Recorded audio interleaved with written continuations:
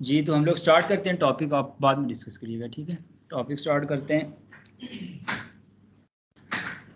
Net, ठीक है, network address translation के हवाले से हम लोग बात करेंगे।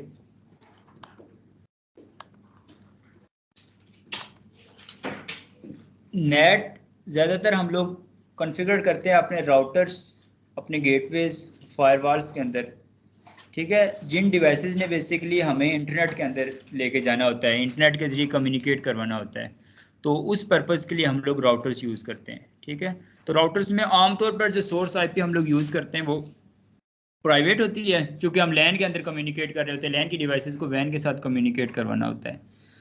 तो आमतौर पर जो है ना, लाजमी नहीं है कि जस्ट लैन की वैन के साथ ही हम लोग कम्युनिकेशन के लिए नेट को यूज़ करें। लैन टू लैन या लैन टू वैन भी करवा सकते हैं, यानी प्राइवेट को प्राइवेट में ही वापस ट्रांसलेट करवाना हो, या फिर प्राइवेट को पब्लिक में जो मैक्सिमम मोर 90% जो यूज़ होता है, ठीक है, वो प्राइवेट आईपी एड्रेस को पब्लिक में शिफ्ट करने के लिए, ट्रांसलेट करवाने के लिए यूज़ होता है। या फिर पब्लिक टू पब्लिक हम लोगों ने ये तीनों पर्पसेस के लिए नेट को यूज़ करते हैं, ठीक है। लेकिन ये चीज़ें आगे डिटेल्स में स्टडी करने से पहले मैं आपको थोड़ा सा इसका बैकग्राउंड बता दूं कि नेट की ज़रूरत क्यों पेश आई, नेट ओरिजिनेट कहाँ से हुआ, कब हुआ। कोई बता सकता है मुझे? नेट, आशान आप बताइए मुझे, नेट की ज़रूरत क्यों पेश आई? क्योंकि पब्लिक आईपी कम है तो लैन में प्राइवेट आईपी यूज होता है और ज़्यादा के हिसाब से यूज होता है, तो उसको ट्रांसलेट करके एक ही पब्लिक आईपी यूज कर सकते हैं इंटरनेट। जी श्याम, आप बताइए। नेट इसलिए हम यूज करते हैं कि जो हम प्राइवेट आईपी यूज करते हैं ना लैन में, जी, तो वो तो हम कोई भी रख सकते हैं, डिफरेंट लैन में डिफरेंट प्राइवेट आईपी रख सकते हैं। वो तो उसका कोई इशू नहीं है। नंबर्स मतलब सारे दो पर अगर 16 मिलियन मतलब है कि हमारे पास मैक्सिमम क्लास है कि हो सकते हैं, लेकिन वर्ल्ड पॉपुलेशन तो बहुत ज़्यादा है, डिफरेंट लोग यूज़ करते हैं। अगर हर किसी को अलग अलग आईपी एड्रेस देना शुरू कर दें तो ये फिर उसकी प्रॉब्लम आ जाती है कि हर किसी को अलग नहीं मिल सकता, क्योंकि मैक्सिमम 1600 मिलियन आईपी असाइन हो सकते हैं जी। तो इसलिए हम नेट रखते हैं ताकि एक नेटवर्क का मिसाल के तौर पर एक नेटवर्क में अगर 10,000 यूजर्स भी हैं तो वो एक ही प्राइवेट आईपी से ना पब्लिक आईपी से, एक ही पब्लिक आईपी से नेटवर्क से कम्युनिकेट कर सकेंगे। इसलिए फिर जो मतलब है कि जितने मर्जी लोग कम्युनिकेट करना चाहिए एट अ टाइम कर सकें। बिल्कुल। देखिए, सिंपल सी बात है कि आप लोगों को लैन और वैन में तो क्लियरली डिफरेंस पता है सब लोगों को, ठीक है। तो हमने ये चीज़ देखी कि इनिशियली जब आईपी एड्रेसेस वगैरह की स्कीम आई, आईपी वेरिएंट 4, तो तब तो कोई प्रॉब्लम नहीं थी, क्योंकि तब उनको यूज़ करने वाले लोग इतने नहीं थे, किसी को आईपी या इंटरनेट इसका इतना ज़्यादा स्कोप नहीं था। लेकिन जैसे जैसे वक्त गुजरता गया, लोगों में जो है ना नॉलेज आता गया, अपडेट्स आती गई, इंटरनेट का यूज़ बढ़ता गया, ठीक है, स्पेशली वर्ल्ड वार 2 के बाद, ठीक है। तो उसके बाद फिर आहिस्ता आहिस्ता इंटरनेट और ये चीज़ें जो है ना आना शुरू हुई। इंटरनेट आया पहले, फिर इंटरनेट आया, फिर इस तरह से ये चीज़ें बढ़ती गई। तो इनिशियली तो कोई ऐसी प्रॉब्लम नहीं थी, लेकिन फिर जब ऑर्गेनाइजेशंस आती गई और डिफरेंट ऑर्गेनाइजेशंस ने भी आपस में कम्युनिकेट करना स्टार्ट कर दिया, तो प्रॉब्लम फिर वहाँ पर आई, क्योंकि पूरी दुनिया का एक स्टैंडर्ड था, क्योंकि पूरी दुनिया ने आपस में कम्युनिकेट करना था। तो वहाँ पर एक एक ऑर्गेनाइजेशन में हज़ारों लोग बैठे हुए थे, तो हर एक को एक एक आईपी असाइन किया जा रहा था कम्युनिकेट करने के लिए। चूँकि आईपी मैंने आपको जब पहली बार ये चीज़ एक्सप्लेन कर चुका हूँ कि आईपी एड्रेस से मुराद हमारी एक यूनिक आइडेंटिटी होती है। जब हम किसी भी तरह का कम्युनिकेशन कर रहे होते हैं तो कोई ना कोई हमें ट्रेस किए हुए होता है, ठीक है, कहीं ना कहीं हमें पता चल रहा होता है किसी को कि हम क्या कर रहे हैं। तो जैसे हमारी फिजिकल आइडेंटिटी, कहीं पे जा रहे होते हैं, आईडी कार्ड नंबर यूनिक होता है, ठीक है, किसी भी कंट्री का, ऐसे ही इंटरनेट के अंदर भी इनिशियली सब डिवाइसेस को पब्लिक आईपी, एक आईपी एड्रेस, पब्लिक और प्राइवेट का कॉन्सेप्ट तो बाद में आया, ठीक है, एक आईपी एड्रेस असाइन कर दिया गया।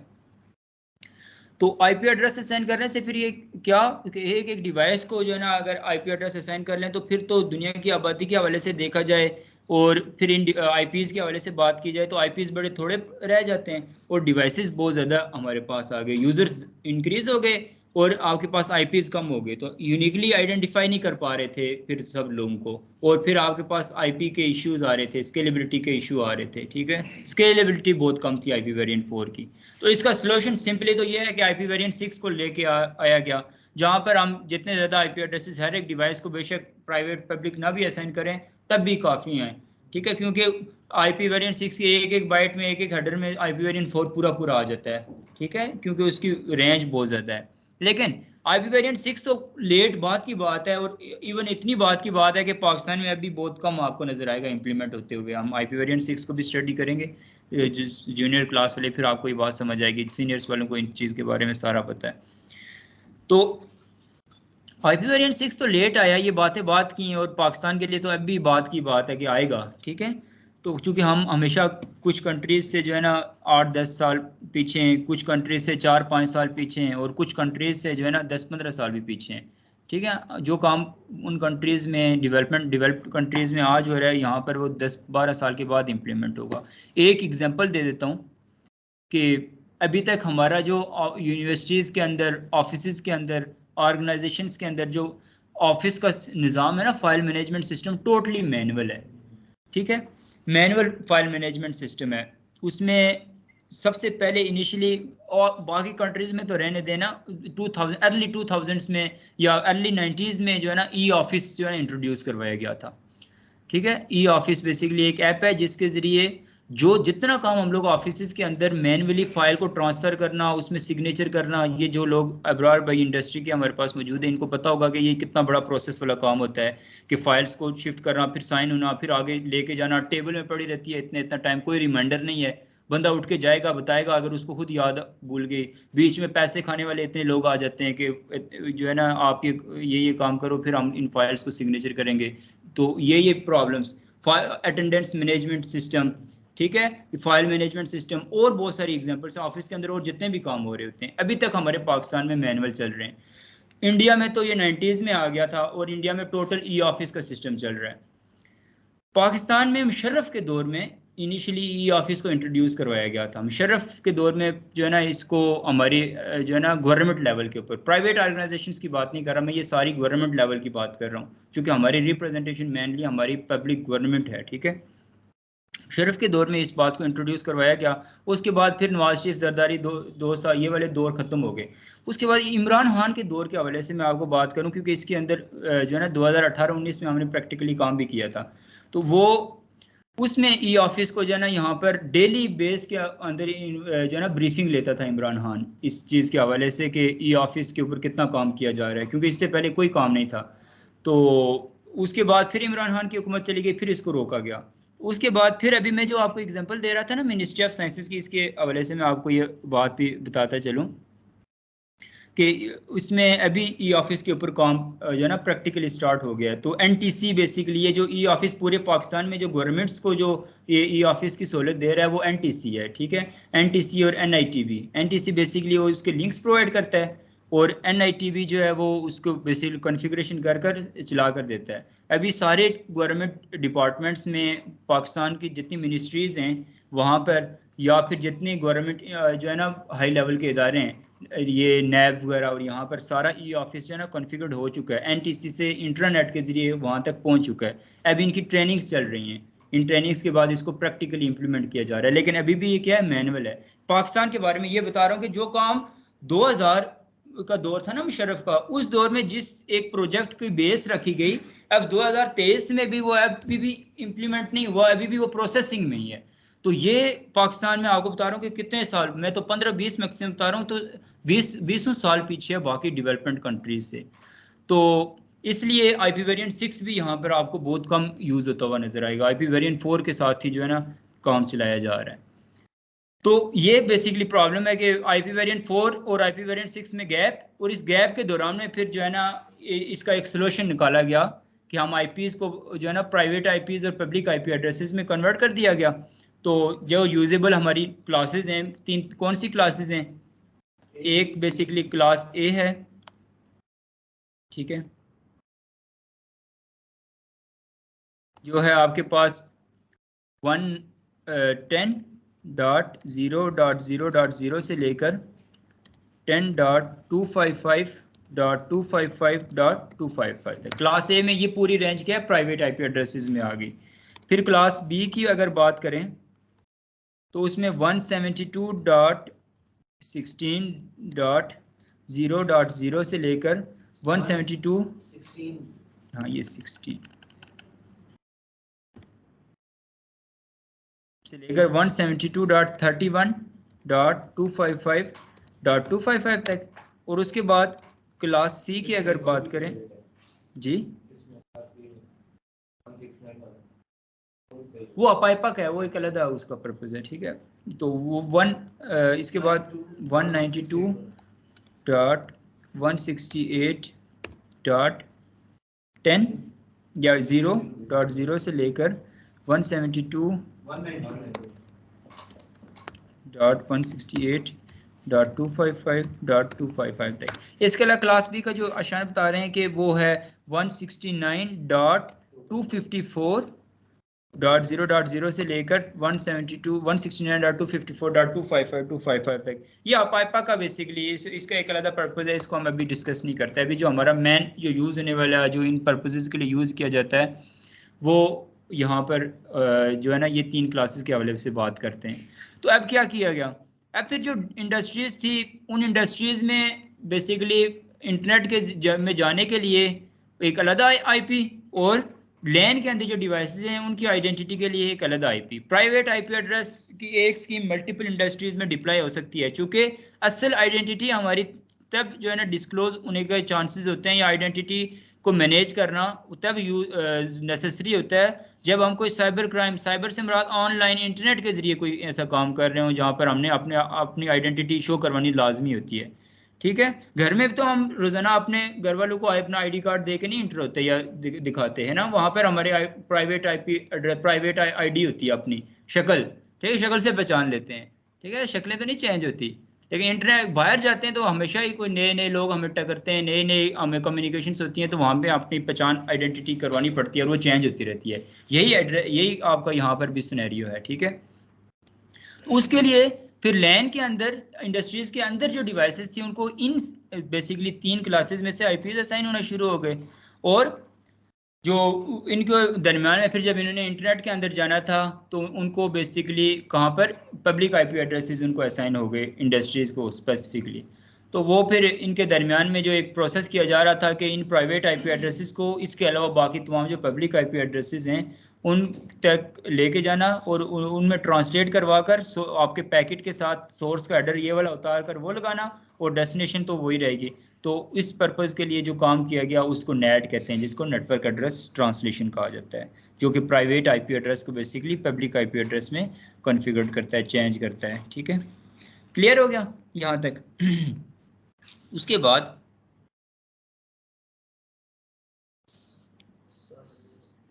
जी बड़ी बात, बड़ी क्लास से तो अच्छा नहीं लगता सर। सदर में जब हम जाएं तो एक खुद ब खुद नेट कनेक्ट हो जाता है, वो भी यही प्रोसेस है सर सदर में? हाँ ऐसे जो वो ओपन खुद ब खुद कनेक्ट हो जाता है, वो तो उसमें वो ये प्रोसेस नहीं है। वो तो एक सिंपल सी बात है कि आपने अपने घर में भी जो वाईफाई लगाया हुआ है उसमें से भी उसको ओपन कर लो, पासवर्ड वगैरह रिमूव कर लो, तो आपका जो है ना आपके घर में भी लोग ओपनली कनेक्ट हो जाएंगे, ठीक है। वो पब्लिक होता है। हाँ नहीं यहाँ पर पब्लिक प्राइवेट का कोई ऐसा नहीं है सिनेरियो। अच्छा, तो ये बात हो गई बेसिक, ठीक है, इसके हवाले से। अब इसको थोड़ा सा मज़ीद हम लोग इसकी वजाहत करते हैं इस बात की, नेट की। नेट में सबसे पहले हम लोग देखते हैं एक डायग्राम जैसे यहाँ पर आपके सामने बनी हुई है, या एक सिंपली मैं आपको डायग्राम बनाकर दिखाऊं। 1-to-1 नेटिंग होती है सबसे पहले, ठीक है, जिसको स्टैटिक नेटिंग कहा जाता है। जी 1-to-1, जिसमें आपके पास सोर्स भी एक ही होगी और डेस्टिनेशन भी एक ही होगी, ठीक है। तो जी एक आईपी को दूसरे, एक सिंपल आईपी के लिए एक अलग से एक पब्लिक आईपी हम लोगों ने रखा होगा एक सिंपल डिवाइस के लिए। और उसके लिए लेट्स सपोज हमारे पास ये एक स्विच है या ये एक होस्ट है, सिंपल स्विच ना कहें इसको, इसको होस्ट कह देते हैं हम लोग। उसके बाद नेक्स्ट ये हमारे पास राउटर है,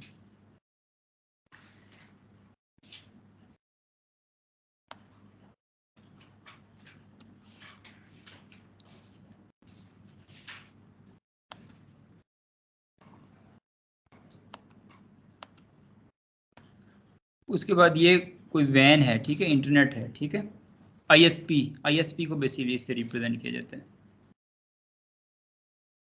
इसके बाद ये कोई भी फेसबुक है, व्हाट्सएप है, कोई एक सर्वर पड़ा हुआ है, ठीक है, ये कोई इंटरनेट के अंदर कोई एक सर्वर पड़ा हुआ है, ठीक है, इंटरनेट का सर्वर है। अब इन्होंने आपस में कम्युनिकेट करना है। इनकी कम्युनिकेशन के लिए पहले हम लोग इनको आपस में कनेक्ट कर लेते हैं। यहाँ से मैं आपको पूरा नेट का सिनेरियो समझाता हूँ कि कहाँ कहाँ पर किस तरह से काम हो रहा होता है।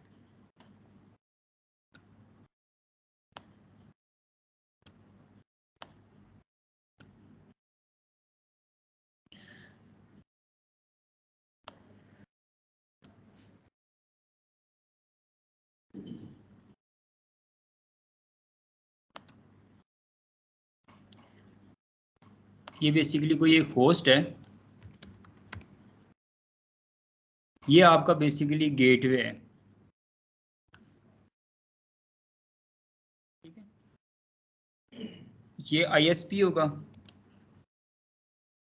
और ये कोई सर्वर है जिसकी सर्विसेज आप ले रहे हैं, और ये इंटरनेट के अंदर, ज़ाहिर आईएसपी के साथ अगर अटैच है तो ऑब्वियसली इंटरनेट के अंदर कोई चीज़ पड़ी हुई है, ठीक है, सर्वर।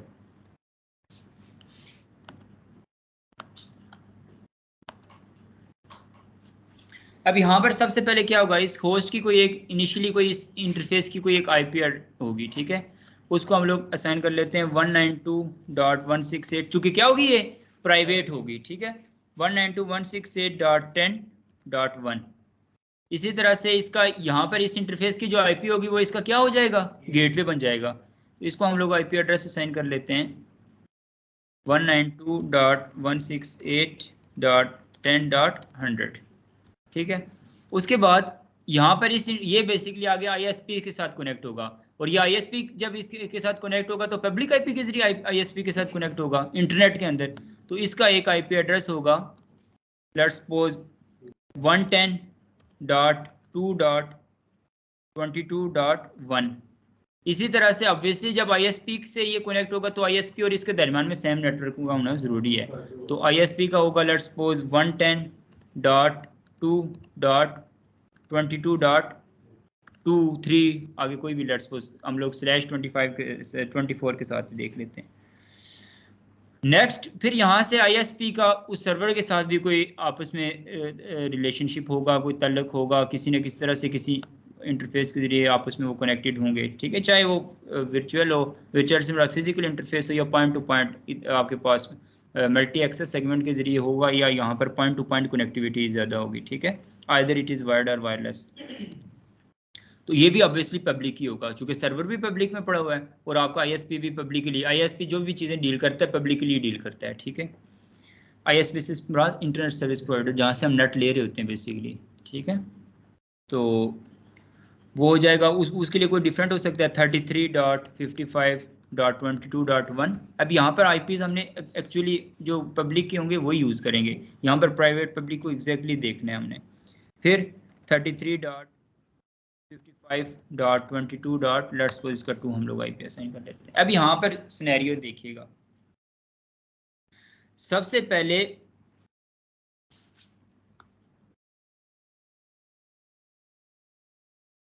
होस्ट से एक रिक्वेस्ट जनरेट होगी, ठीक है, डेस्टिनेशन की। होस्ट में चूंकि आप इंटरनेट ये गेटवे के साथ कनेक्ट है तो डीएनएस इसमें ऑलरेडी जनरेट होगा। जैसे हम लोग अभी होस्ट है सीएमडी के जरिए करें तो हम अगर पिंग करें, जनरली सिंपली पिंग करें अगर google.com, भी हमें आईपी से रिस्पांस आएगा। तो इसका मतलब डेस्टिनेशन आईपी हमें पता होगी पब्लिक है, डेस्टिनेशन आईपी इस होस्ट को पता होगी कि पब्लिक है, ठीक है। तो इसका मतलब है कि जब ये शुरू में ये अभी यहाँ से इस होस्ट से पिंग हुआ तो इस पिंग के पैकेट के साथ ये पैकेट जब यहाँ पे था तो इसमें सोर्स आईपी क्या था, सोर्स आईपी बेसिकली इस डिवाइस का अपना आईपी था 192.168.10.1, ठीक है। जबकि यहाँ पर डेस्टिनेशन आईपी जो है वो था इस सर्वर का आईपी, ये 33.55.22.2 33.55.22.2, ठीक है, ये डेस्टिनेशन आईपी आ गया। उसके बाद जब ये पैकेट ये इंफॉर्मेशन यहाँ से राउटर के पास आई तो तब तक आपके पास ये पैकेट्स ड्रॉप होते रहेंगे, तब तक आपकी इनकी आपस में कम्युनिकेशन नहीं होती रहेगी, जब तक आपके जो गेटवे है यहाँ पर नेट नहीं इनेबल हो होगा। ये हमारे जो DSL होते हैं, ये सिंपल, ये जो छोटे ये राउटर्स होते हैं, इनमें तो बाय डिफॉल्ट नेट इनेबल होता है ना, क्योंकि ISP जब आपके घर में कोई नेट लगाने वाला होता है वो कहीं पे नेट नहीं कॉन्फ़िगर कर रहा होता। ये इन छोटे छोटे राउटर्स में, इन डिवाइसेस में नेट जो है ना पहले से कॉन्फ़िगर्ड आता है। लेकिन अभी यहाँ पर जो है ना नेट कॉन्फ़िगर आना काफ़ी बात नहीं होती। ये आपके घर में लगा हुआ है उस हद तक तो ठीक है, लेकिन जब एक ऑर्गेनाइजेशन में लगा हुआ है तो जो बाय डिफ़ॉल्ट कॉन्फ़िगर्ड है हम वहाँ तक इसको नहीं रहने देते। उसके लिए आपके बेसिकली ऑर्गेनाइजेशन के लोग, आप वहाँ पे आपको कहा जाता है कि डिफरेंट वीलैन से इनको नेट करवा कर आप हमें इंटरनेट के साथ कम्युनिकेट करवाएं। फिर मैं आपको आगे चल के बताऊँगा कि इसमें क्या तरीका है। अभी तो सिंपल 1-to-1 नेटिंग देखें ना, सिंपल एक होस्ट है जिसने एक सर्वर को एक्सेस करना है, तो उसके लिए आपके पास ये बेसिकली जब इस राउटर में आएगा यहाँ पर इनिशियली नहीं होगा, फिर हमने नेट कॉन्फ़िगर करना है। जब नेट कॉन्फ़िगर बेसिकली करेंगे तो वहाँ पर ट्रांसलेशन होगी। क्या होगी? यहाँ पर ट्रांसलेशन का प्रोसेस होगा। इस ट्रांसलेशन के प्रोसेस में सोर्स IP बेसिकली जो है वो इस स्पेसिफिकली 192.168.10.1 चेंज हो जाएगा, ट्रांसलेट हो जाएगा 110.2.22.1, ये जो बेसिकली इसको आगे एक्सेस करने के लिए लेके गया हुआ है। ठीक है, तो वो हो जाएगा 110 डॉट, या फिर ऐसा भी हो सकता है कि आपके पास एक से ज़्यादा IPs हो, तो ये स्पेसिफिकली अगर इस इंटरफेस को मिला हो तो 110.22.3.4 इन दोनों के अलावा कोई एक IP अलग आपने नेट के लिए रखा हो, ट्रांसलेशन के लिए रखा हो, तो आप वो IP भी यूज़ हो सकता है और ये IP भी यूज़ हो सकता है। ठीक है, तो 110.2.22.1 सोर्स IP हो जाएगा और डेस्टिनेशन IP क्या होगा? वही रहेगा। ठीक है, वो क्या होगा? 33.55.22.2। अब यहाँ पर बेसिकली वो स्टेप आया, वो वाला प्रोसीजर आया जहाँ पर आपका प्राइवेट IP एड्रेस जो है वो किस पे चेंज हो गया? पब्लिक IP एड्रेस में चेंज हो गया। ठीक है, इसके बाद जी वो बात की बात है ना, अभी फिर कंफ्यूज हो जाएंगे। हाँ, वो अब मैं बताऊंगा जब वो पैड करवाऊंगा, तो तब वो इनको ये सारी डिटेल बताऊंगा। ऐड तो यहाँ पर भी होगी लेकिन वहाँ पर सबके साथ सेम होगी, वहाँ पर फिर जाके असल उस चीज़ को हम स्टडी करेंगे। ठीक है, अच्छा, यहाँ से फिर आगे पास डेस्टिनेशन तक यही काम होगा, लेकिन बात यहाँ पर ख़त्म नहीं हो गई। यहाँ से इसका मतलब है कि ISP तक चला जाएगा, आगे पब्लिक की IPs हैं, यहाँ तक इंफॉर्मेशन पहुँच गई। जब ये काम वापस, ये काम जो है ना अभी जाते हुए हुआ है, ये पैकेट यहाँ तक पहुँच गया। अब जब वापस आया ये पैकेट यहाँ तक, इस सर्वर के अंदर जब ये रिस्पांस करेगा, इसको कोई वापस रिप्लाई करेगा, उस रिप्लाई में इस सर्वर के अंदर क्या सोर्स IP लगेगा? सबसे इंपॉर्टेंट बात ये है, यहाँ पर इस सर्वर में सोर्स IP तो ऑब्वियसली इसी का अपना IP होगा। ठीक है, क्या? 33.55.22.2। ठीक है, और डेस्टिनेशन IP यहाँ पर हो जाएगा, या जहां से जो यहाँ पर पहले सोर्स था 110.2.22.1। ठीक है, यहाँ तक बात आ गई। इसके बाद ये पैकेट यहाँ से वापस बैकवर्ड आया, रिस्पांस लेके आया, ISP से आता हुआ इस राउटर तक पहुंचेगा। जब इस राउटर तक पहुंचेगा तो इस राउटर में चूंकि नेट आपके पास इनेबल होगा, तो यहाँ पर नेट टेबल ओपन होगा। उस नेट टेबल ओपन होते हुए क्या चेक किया करेगा ये पैकेट, या क्या इंफॉर्मेशन चेक की जाएगी? उस नेट टेबल में ये इंफॉर्मेशन चेक की जाएगी कि जब ये इंफॉर्मेशन यहाँ से निकली तो वहां पर डेस्टिनेशन IP क्या था? डेस्टिनेशन IP वहां पर था 33.55.22.2। इस डेस्टिनेशन IP को किस प्राइवेट IP के साथ बेसिकली ट्रांसलेट किया गया था? तो जब वो पता चलेगा कि वो प्राइवेट IP 192.168.10.1 था, तो वहां पर बेसिकली दोबारा से ट्रांसलेशन हो जाएगी इसकी। यहाँ पर ट्रांसलेट, यहाँ पर भी मैं आपको थोड़ा सा क्लियरली करवा देता हूँ। ट्रांसलेशन से मुराद ये है कि जब, हाँ, यहाँ पर जाते हुए बेसिकली ट्रांसलेशन हुई 192.168.10.1 जो है वो ट्रांसलेट हुआ 110.2.22.1। इस तरह से इंफॉर्मेशन नेट टेबल में आपके ऐड हो जाएगी कि जब ये इस डेस्टिनेशन के ऊपर जा रहे थे 33.55.22.2 के ऊपर, तो जो 192.168.10.1 जो है वो ट्रांसलेट हुआ था 110.2.21 तो जब यहाँ पर 110.2.22.1 के जरिए यहाँ तक पहुंचा तो यहाँ पर फिर से जो है ना इस अभी यहाँ पर क्या होगा 110.2.22.1 ट्रांसलेट होगा 192.168.10.1 के साथ, ठीक है। तो इस ट्रांसलेशन में बेसिकली फिर यहाँ पर सोर्स आईपी क्या होगा, वो होगा 33.55.22.2 और डेस्टिनेशन आईपी होगा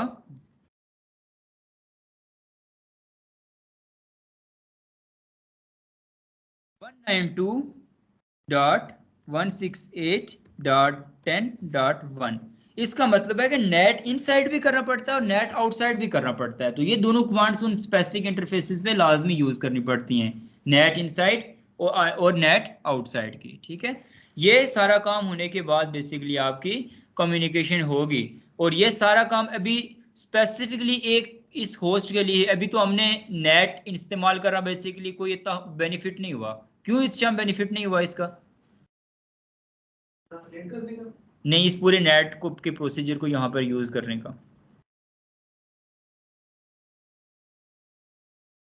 क्योंकि हम 1-to-1 नेट कर रहे हैं ना, बेसिकली स्टैटिक नेट कर रहे हैं एक ही डिवाइस के जरिए, तो उसके लिए उससे बेहतर था उसको सिंपली पब्लिक आईपी भी हम असाइन करके उसके जरिए करते तो तब भी तो ठीक था, ठीक है। ये अभी हम लोग जो कर रहे हैं स्टैटिक नेट कर रहे हैं, एक ही होस्ट को स्पेसिफाइड बेसिकली उसको ट्रांसलेट करवा कर लेके जा रहे हैं और एक ही बेसिकली जो है ना होस्ट के जरिए वापस उसको ट्रांसलेट कर कर लेके आ रहे हैं। इसमें मजीद डिवाइसेज जब ऐड होंगी तो उनका कोई यहाँ पर अमल दखल नहीं होगा और वो इंटरनेट में नहीं जा पाएंगे, आपस में लैन में बेसिक कम्युनिकेट कर सकें, लेकिन इंटरनेट में सिर्फ यही एक होस्ट जा पाएगा जिसको हमने जिससे एक स्पेसिफिक आईपी, चूंकि एक स्पेसिफिक आईपी किसी नेटवर्क को तो नहीं ट्रांसलेट करवाया हमने, एक सिंपल इंडिविजुअल एक आईपी को हमने ट्रांसलेट करवाया एक जो है ना सर्वर के साथ कम्युनिकेट करने के लिए। तो इस बेसिकली प्रोसेस को, इस प्रोसीजर को कहते हैं स्टैटिक नेट।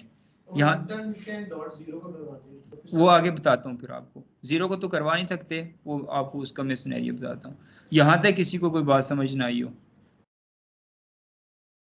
ठीक है। ये बेसिकली सबसे सिंपल तरीका है। इसके बाद दूसरा जो तरीका है वो है डायनामिक नेट, वो कहलाता है डायनामिक नेट। उसके लिए हम लोग क्या करते हैं, इसके लिए हम यहाँ पर मेंशन कर लेते हैं कि ये स्टैटिक नेट हमने किया है। पूल ऑफ प्राइवेट आईपी को पूल ऑफ पब्लिक आईपी से ट्रांसफर कर दें।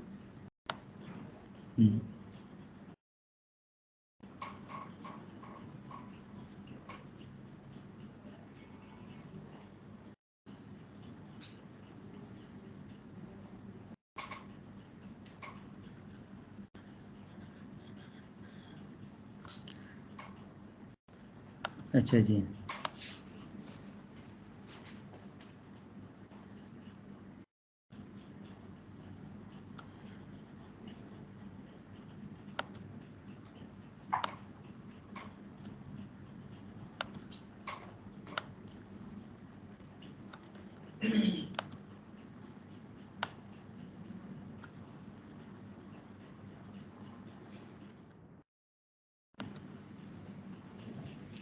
इसके बाद लेट्स सपोज ऐसा है कि हमारे पास एक पूरा नेटवर्क चल रहा है।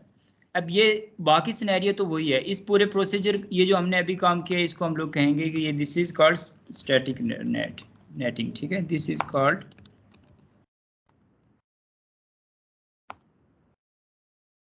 नेटिंग, ठीक है।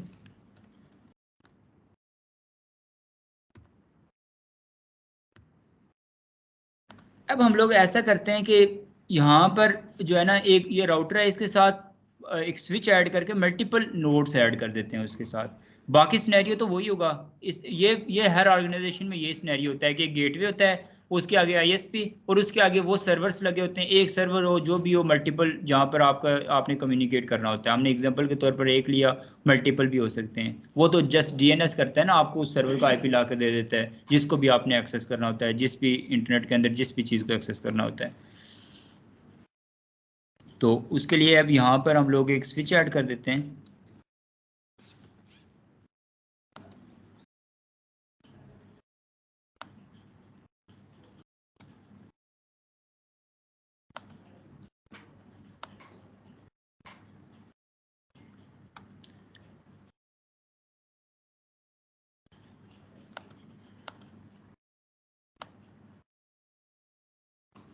ये क्लाउड है इंटरनेट, और ये लास्ट में जो है ना वो कोई सर्वर होगा जिसकी सर्विसेज हमने लेनी है, इसको बेशक आप वही रहने दें।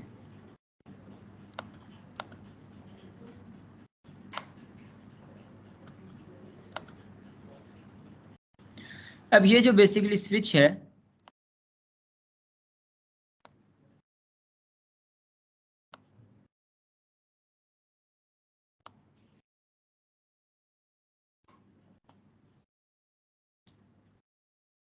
इस स्विच के साथ आगे कुछ नोड्स ऐड हुए हैं इस तरह से, मल्टीपल नोड्स हो सकते हैं, ठीक है, पूरा हम नेटवर्क दे देंगे उनको, ठीक है।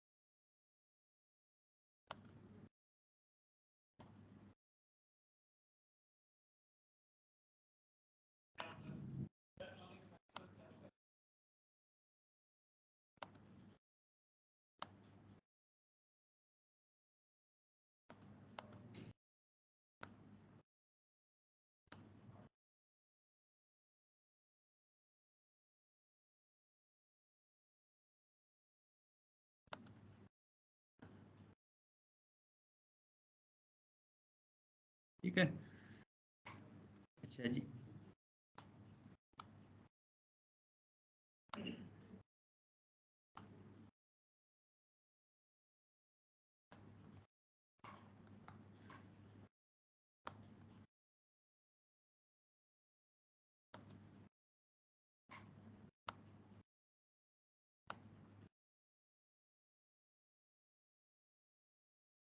इनके दरमियान में ऑब्वियसली कोई एक नेटवर्क चल रहा होगा, जैसे हमारी अभी लैन में कोई नेटवर्क चल रहा है, लेट्स सपोज हम यहाँ पे नेटवर्क चला लेते हैं पूरा एक 192.168.33.0 का एक नेटवर्क चला लेते हैं, ठीक है। अब इस डिवाइस को 33.1, 33.2, 33.3, 33.4 इस तरह से कोई भी आईपीज असाइन होंगी रैंडम मैक्सिमम। अब लाजमी नहीं यहाँ पर 4 नोड्स हों, 10 नोड्स हो सकती हैं, 255 तक यहाँ पर नोड्स ऐड हो सकते हैं, ठीक है। 255 डिवाइसेस यहाँ पर 254 डिवाइसेस ऐड हो सकती हैं। उसके बाद ये स्विच जो है ना आगे राउटर के साथ अटैच हो जाएगा इस तरह से। तो इस राउटर के इस इंटरफेस का जो आईपी होगा इन तमाम तरह डिवाइसेस का क्या हो जाएगा, गेटवे हो जाएगा। इसको एक आईपी एड्रेस लेट्स पर हम असाइन कर लेते हैं 192.168.33.100, ठीक है, ये इस गेटवे को आईपी। इसके बाद नेक्स्ट, इसके बाद वाला सिनेरियो सारा वही होगा। अब यहाँ पर आईपीज चेंज हो सकते हैं, लेकिन पब्लिकली असाइंड आईपीज होंगी इन इंटरफेसेस के ऊपर, चाहे वो हम ये जो स्पेसिफिक आईपीज यूज़ किए हैं वो यूज़ करें, चाहे कोई और रेंज ऑफ आईपीज यूज़ करें, वो हर एक नेटवर्क के लिए एक अलग अलग आईएसपी के जरिए प्रोवाइड की गई आईपीज होंगी। तो ये आपका बेसिकली स्विच आ गया।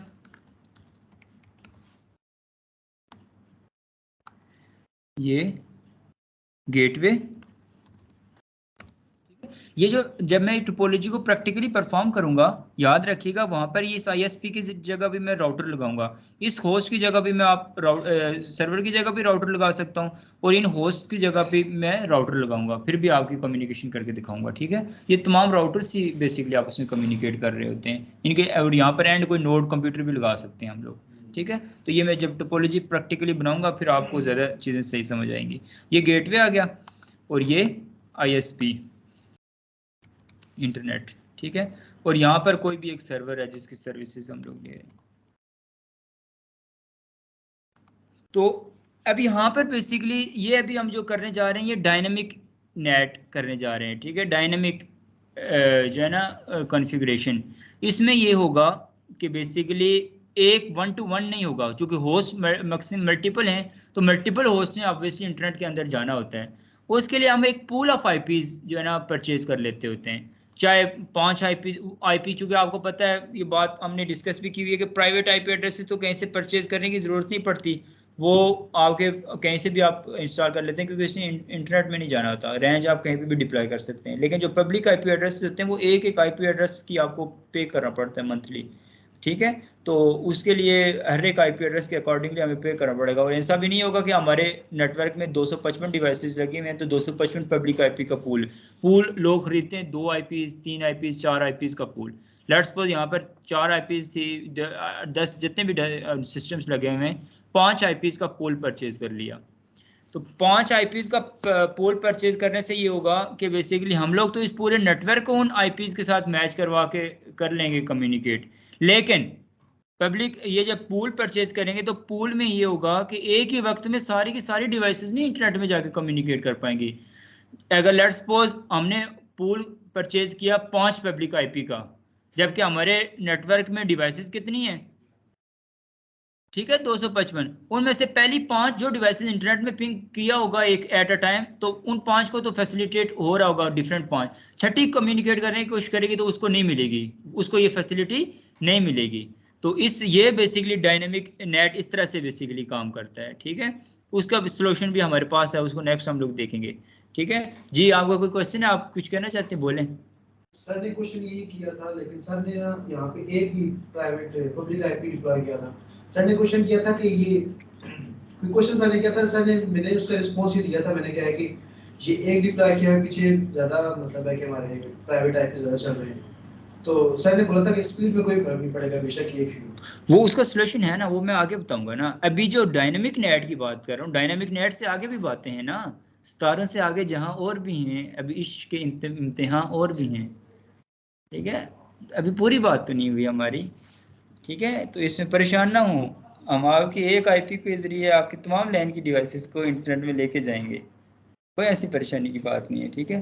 तो अभी फिलहाल आप यहाँ पर जितना मैं बता रहा हूँ उतना सुने और समझें कि अभी जो अब हम डायनेमिक जब नेट कर रहे हैं तो इसमें एक पूल ऑफ आईपी एड्रेसेस हम परचेज कर लेंगे, लेकिन जैसे यहाँ पर हमने परचेज कर लिया पूल ऑफ आईपी एड्रेस, यहाँ पर होगा ना इस जगह के अंदर,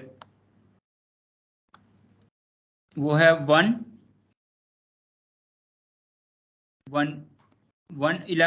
लेट्स सपोज 11.11.33.5 से लेकर हम लोगों ने परचेज कर लिया 11.11.33.10 तक। ये बेसिकली आईपीज हमने इस आईएसपी से परचेज कर ली इस इंटरफेस के जरिए, ठीक है। ये 11.11.33.5 6 7 8 9 10 ये वाली बेसिकली 6 आईपीज, ठीक है। 5 भी साथ इंक्लूड है ना, और 10 भी इंक्लूड है, तो इन दोनों को ऐड कर लें तो आपके पास कितने बन जाएंगी, 6 आईपीज। तो अब यहाँ पर लेट्स सपोज स्विच में नोड्स लगी हुई हैं 4, इन 4 को तो कोई प्रॉब्लम नहीं होगी, 4 एट अ टाइम इंटरनेट के अंदर जाकर इसकी सर्विसेज को ले सकते हैं। बाकी जो प्रोसीजर होगा वो वही सारा इसी तरह से ट्रांसलेशन हो रही होगी, लेकिन वहां पर ट्रांसलेशन में ये बेसिकली एक एक, जिस तरह से ये एक मैंने बताया, इस तरह से हर एक ट्रांसलेशन में ये एंट्री हमारे नेट टेबल में ऐड होती जाएगी। फिर जब रिस्पांस आता जाएगा उस स्पेसिफिक एंट्री में जिस बेसिकली आईपी में कन्वर्ट हुआ था उसी आईपी में वापस कन्वर्ट होकर आपकी लैन में चला जाएगा पैकेट, ठीक है। इसी तरह से नेक्स्ट के लिए एक अलग से मैच किया गया होगा, क्योंकि जिस प्राइवेट आईपी ने होस्ट किया होगा, अब ये इसका आपको क्वेश्चन पूछना चाहिए था, क्योंकि मल्टीपल होस्ट हैं, तो जब जानने के लिए तो ठीक है, लेकिन वापसी में जब आपकी बेसिकली पैकेट आ रहा होगा तो उस वक्त कैसे पता चलेगा किस होस्ट को भेजना है, आगे लाइन में मुख्तलिफ, तो उसके जिस होस्ट ने बेसिकली उसको भेजा, जिस आईपी के जरिए गया होगा, वो आईपी और वो होस्ट का नेट टेबल बन जाएगा, उस नेट टेबल के जरिए मैच करके वापस उस जब ट्रांसलेट किया जाएगा उसी होस्ट में ट्रांसलेट कर आगे भेजा जाएगा। तो ये 4 होस्ट के लिए तो ठीक है, आईपी 6 थी, लेकिन 5 के लिए भी ठीक है, 6 के लिए भी ठीक है, सब एट अ टाइम जो है ना फैसिलिटेट होंगे। लेकिन ये था डायनेमिक नेट, स्टैटिक नेट से ये थोड़ा सा बेहतर था, क्योंकि होता भी ऐसा ही, ऑर्गेनाइजेशन सारी ऑर्गेनाइजेशंस के अंदर सारे ही लोगों को एट अ टाइम इंटरनेट में जाने की अवेलेबिलिटी होती भी नहीं है, और ज़्यादातर जो प्राइवेट ऑर्गेनाइजेशंस ऐसी होती हैं जहाँ पर प्राइवेट डेटा पड़ा होता है या कोई एहसास इदारे जो होते हैं, वहाँ पर आपको डायनेमिक नेट कॉन्फ़िगर होया हुआ नजर आएगा। वहाँ पर टोटल इंटरनेट की सर्विसेज होती हैं और वहाँ पर इथरनेट और लैन की आपस में कम्युनिकेशन रिक्वायर्ड होती है लोगों को। हर एक किसी को इंटरनेट में जाना अलाउ ही नहीं होता, और ना ही उनके पास कोई प्राइवेट मोबाइल फोन्स वगैरह ये चीज़ें लेके जाना अलाउ नहीं होता। इसलिए क्योंकि वो लोग इंटरनेट में जा ही नहीं सके, इंटरनेट यूज तो कर रहे हैं, सारा काम हो रहा है उनको, लेकिन इंटरनेट में कोई पैकेट्स नहीं भेज सकते, कम्युनिकेट नहीं कर पा रहे, क्योंकि उनके स्पेसिफिक आईपीज को हमने वहां से जो है ना एक्सक्लूड किया होता है, या उसके अलावा हम लोगों ने सिंपली उनको परमिट ही नहीं किया होता। जिन जिन को बेसिकली परमिट करेंगे उनको अलाउ किया जाएगा। अब परमिट से क्या मुराद है, यहाँ पर उनको डिफरेंट डिफरेंट वीलैंड्स में ऐड कर लेंगे। यहाँ पर कंसेप्ट आता है फिर एसीएल का, एक्सेस कंट्रोल लिस्ट यहाँ पर ऐड की जाती है। लेट्स सपोज यहाँ पर पब्लिक आईपी के तो पूल्स में हमने 5 आईपीज 6 आईपीज परचेज कर लिए, लेकिन लैन में जैसे हमने अभी इंटर वीलैन कम्युनिकेशन में एक स्विच की लैन में मल्टीपल वीलैंड्स अगर बनाई हुई हैं, उन वीलैंड में से सबको तो नहीं हमने परमिट करना कि सभी इंटरनेट में जाएं। ऑर्गेनाइजेशंस में तो कुछ रूल्स होते हैं ना, सभी ने तो जाके टिकटॉक को नहीं एक्सेस करवाना, सबसे इंटरनेट अलाउ दे दें उनको, तो काम करने के बजाय पूरा दिन वो यूट्यूब खोल के सॉन्ग सुन रहे हो, या टिकटॉक पे जो है ना वो वीडियोस देख रहे हो, या पबजी लगाई है उन्होंने, तो इसलिए उनको हमने क्या करना है, डिनाई करना है। तो उसके लिए फिर एक स्विच के अंदर ACLs क्रिएट कर लेते हैं, एक्सेस कंट्रोल लिस्ट क्रिएट कर लेते हैं, उसके अंदर राउटर्स के अंदर सॉरी, और स्विच की अंदर डिफरेंट वीलैंड्स बना लेंगे। फिर हर वीलैंड के अंदर डिफरेंट नेटवर्क होगा, तो जिस जिस नेटवर्क को बेसिकली हम परमिट करेंगे कि वो इस बेसिकली पूल के साथ जो है ना पब्लिक पूल में कन्वर्ट होकर इंटरनेट के साथ कम्युनिकेट कर सके, वो वाला स्पेसिफिकली पूल जो है आपका कम्युनिकेट कर पाएगा। बाकी जो है ना पूल की डिवाइसेस आप इंटरनेट में जाकर कम्युनिकेट नहीं कर पाएंगी। तो भी कह सकते हैं कि फॉर एग्जांपल गेटवे से कम्युनिकेशन हो ही सी सर्वर के साथ जिसको हम परमिट करेंगे, तो ऐसा ही होगा ना फिर नहीं, उनको अपना गेटवे तक तो एक्सेस इंफॉर्मेशन आनी तो है ना, कोई किसी ने सेंड की हो या कुछ भी हो, डिफरेंट नेटवर्क चल रहे होंगे, तो गेटवे की अगर एक्सेस नहीं होगी तो इंटर वीलैन कम्युनिकेशन जो भी हमने देखा था, गेटवे तो होगा, लेकिन गेटवे से जब आगे इंटरनेट में जाएगी, पैकेट्स इंटरनेट में तो जाएंगे, वही तो बात मैंने भी की है। तो जब लैन में जाएंगे तो हम मिसाल के तौर पर कि एक स्पेसिफिक सर्वर है, हम चाहते हैं कि इसके साथ कम्युनिकेशन ना करें इस आईपी वाले सर्वर के साथ, हाँ वो फिर जैसे हम टिकटॉक के ऊपर लगा लेते हैं सिर्फ ये, उसके लिए वो फिर पॉलिसी बेस्ड राउटिंग की जाती है, पॉलिसीज लगाई जाती हैं, उसके लिए आपके पास यहाँ पे नेट ACL का काम कंसेप्ट नहीं है, वो बेसिकली उसके लिए हम फायरवॉल से ऐड कर देते हैं अपने नेटवर्क में, वहां पर फिर हम स्पेसिफिक वेबसाइट्स को ब्लॉक कर देते हैं कि ये वाले नेटवर्क ये वाले लोग जो है ना उनको एक्सेस ही ना कर पाए। ठीक है, यहाँ तक बात हो गई। तो ACL को भी आपको जनरली ये चीज़ें सारी मैं आपको प्रैक्टिकली कर कर दिखाऊंगा, अभी जस्ट मैं आपको थोड़ा सा कंसेप्ट इसका बता रहा हूँ, नेक्स्ट क्लास में इसको जो है ना, अभी चूंकि टाइम काफ़ी ज़्यादा हो गया है तो इसकी लैब भी हम लोग करेंगे नेक्स्ट क्लास में, इन सब इंडिविजुअली लैब्स में आपको प्रैक्टिकली सही तरह से डीपली कर कर सारे कॉन्सेप्ट्स को दोबारा से एक्सप्लेन करूँगा। यहाँ पर रियल इन्वायरमेंट के अंदर करेंगे, GNS3 के रियल इन्वायरमेंट के अंदर। ठीक है,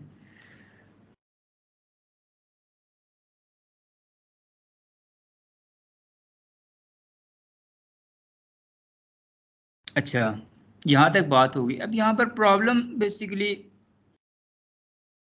एक और प्रॉब्लम यहाँ पर भी है कि लाजमी तो नहीं है कि 6 डिवाइस लोगों ने इंटरनेट में जाना है एट अ टाइम, हमने लेट्स सपोज लिमिट भी कर दिया, वीलैंड्स भी बना दी, परमिट्स भी कुछ लोगों को किया, लेकिन वो जो कुछ लोग होंगे 6 ही होंगे या 5 ही होंगे, हम लोग तो बढ़ सकते हैं लेकिन पूल नहीं बढ़ा सकते। ठीक है, लोग तो बढ़ेंगे ऑब्वियसली, ऑर्गेनाइजेशंस के ज़्यादा से ज़्यादा लोग जाएंगे, ये तो मैंने एक एग्जांपल के तौर पर बोला था, लेकिन पूल लोगों को बढ़ाने से हम आईपीएस तो नहीं परचेज करना स्टार्ट कर लेंगे कि रोज 2-3 लोग अगर नए आए तो उनके लिए एक आईपीएस भी परचेज करेंगे। तो यहाँ पर बेसिकली जो है ना डायनामिक रूटिंग की जो है ना प्रॉब्लम आती है, डायनामिक नेट। इसके लिए फिर हम लोग बेसिकली आज के दौर में, जैसे एक यहाँ पे एक स्टूडेंट ने क्वेश्चन भी किया था कि जैसे हम एक ही आईपी के जरिए मल्टीपल लोगों को जो है ना होस्ट करना हो, तो उसके लिए पैट का कंसेप्ट हम यूज करते हैं, पोर्ट एड्रेस ट्रांसलेशन का। वो पोर्ट एड्रेस ट्रांसलेशन में जो हमारे घरों में काम हो रहा है या फिर हमारी ऑर्गेनाइजेशंस में अभी भी जो काम हो रहा है, जब हम मल्टीपल नहीं परचेज कर रहे आईपीज, एक एक आईपी परचेज करते हैं, अभी हमारी जितनी भी आप लोग अपने घरों में देखेंगे ना, तो आपके घरों में आपने 5-5 आईपीज नहीं परचेज की होती, आपका यही होता है कि एक ही पब्लिक आईपी आपको मिली होती है, आपकी जितनी भी लैंड में 5-7-10 डिवाइसेस लगी हुई हैं, जितनी भी तमाम डिवाइसेस एक ही पब्लिक आईपी के जरिए इंटरनेट में जा रही होती हैं, लेकिन वहां पर फिर क्वेश्चन क्या पैदा होता है, कौन मुझसे पूछेगा?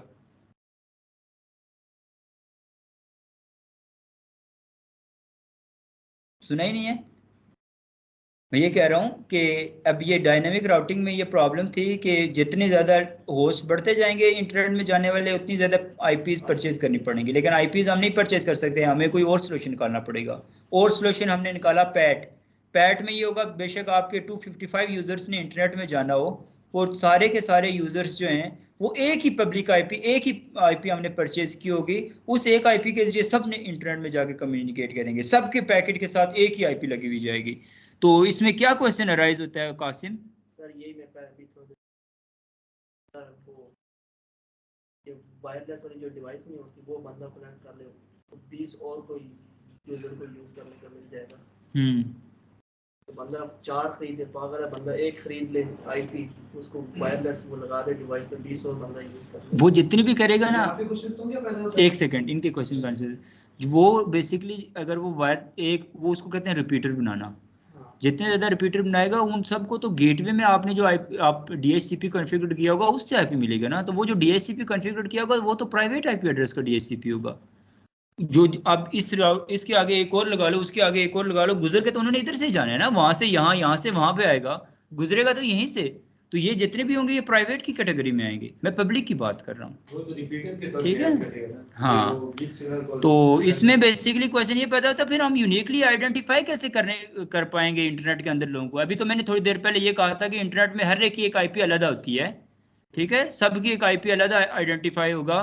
तो हमारे लेट्स सपोज एक ऑर्गेनाइजेशन है और ऑर्गेनाइजेशन मल्टीपल किस्म के लोग हैं, तो सभी एक ही आईपी के जरिए अगर इंटरनेट में जा रहे हैं, सबके पैकेट्स के ऊपर एक ही आईपी लगा हुआ जा रहा है, तो इंटरनेट में वो यूनिकली कैसे आइडेंटिफाई होंगे? तो उसके लिए फिर जो है ना, एक आईपी के साथ आपका पोर्ट नंबर लग जाता है, ठीक है, हर आईपी एक होगी, पोर्ट नंबर सबका यूनिक होगा। जैसे मैंने आईपी एड्रेसेस में आपको आईपी स्कीम पढ़ाई थी कि प्राइवेट आईपी एड्रेसेस होते हैं, पब्लिक आईपी एड्रेसेस होते हैं, ये क्लासेस होती हैं, ऐसे ही लेयर 4 में पोर्ट नंबर लग जाता है, source port number, destination port number, ठीक है। राउटर के बाद लेयर 4 जब आपकी इन्वॉल्व होती है, ट्रांसपोर्ट लेयर, ट्रांसपोर्ट की बात हो रही है ना, अभी हमारी ट्रैफिक ने ट्रांसपोर्ट होकर जाना है कहीं पे, तो वहां पर आपके आईपी के जो पैकेट होगा उसके आईपी के एड्रेस के साथ आगे एक कॉलन का साइन डाल के पोर्ट नंबर वो यूनिक होगा। 0 से लेकर 65,535 तक के पोर्ट नंबर हम लोग यूज कर सकते हैं, और वो हर एक के साथ जो है ना पैकेट के साथ और उसकी पब्लिक आईपी के अकॉर्डिंगली यूनिक होंगे। अब ये पोर्ट नंबर्स क्या होते हैं, ये क्यों यूज होते हैं, और इसका कंसेप्ट, और फिर इसकी लैब वगैरह और बाकी चीज़ें जो है ना हम लोग नेक्स्ट क्लास में करेंगे। आज के लिए इतना काफ़ी है, ये चीज़ें सारी आप लोग अच्छी तरह से नोट कर लीजिएगा। अल्लाह हाफिज़ जी।